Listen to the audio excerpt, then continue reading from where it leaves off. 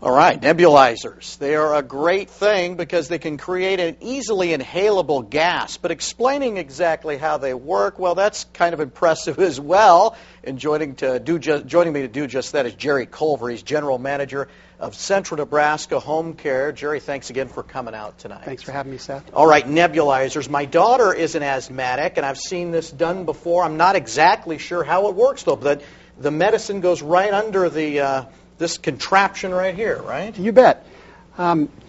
This is called a nebulizer, and this is the nebulizer compressor, which is just compresses air and forces it into the nebulizer, and you get a mist that comes out of the device here. And I'll demonstrate that for you. And that's where the patient will put their mouth right on there and inhale that slowly that and mist. deeply, and every few breaths, we want them to take a deep breath and hold it in so that medication can get deep down into the lungs where it can do the most good. Not all asthmatics do this, though, right? Jerry, who does and why do they do it? Well, a lot of times you go in the hospital and you get this type of therapy, and then you go home and an asthmatic will have metered dose inhalers because of the convenience, ease of use, and it's right there when they need it.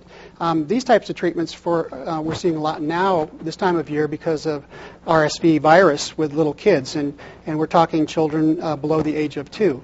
And that mist and the medication that's in there will help them to cough up those secretions so that oxygenation doesn't become a problem for them, and so that they don't need hospitalization. And you could administer, treatments for little kids and make it kind of fun.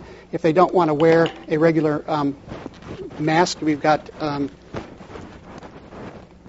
dragon masks for the kids to wear. If you still can't get them to wear the mask, it's okay to use a nebulizer like this, plug off one end, and let the child breathe the medication that's coming out that end there. So people with COPD, right? Because the medications that are being delivered are bronchodilators, which means that they open up the airway. If your airways are clamped down because of inflammation from years of cigarette smoking, that medication dilates those airways, opens them up so that more air can be involved in gas exchange and respiration. Also, some other medications used in nebulizers are steroids. Right. Not the kind that bulk you up, no. But the topical kind that reduce inflammation. How do they, not to get too scientific here, Jerry, but how does it convert the medicine to gas? How does that work? It's not really a gas. It's a vapor. It's a vapor. It's a mist, if you will, that the patient breathes in, and that mist gets down into the smooth muscles that line the smaller airways, and it helps dilate them. Any secretions that are down there get hydrated so that they can be more easily coughed out.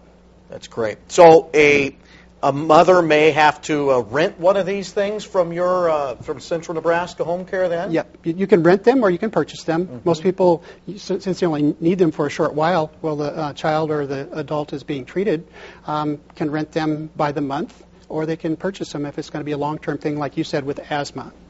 Well, I'll tell you what, they work great for asthmatics. When you're really in need of something like this, we've seen it firsthand, I guess. Sure. All right. Jerry, thanks so much. Thank you.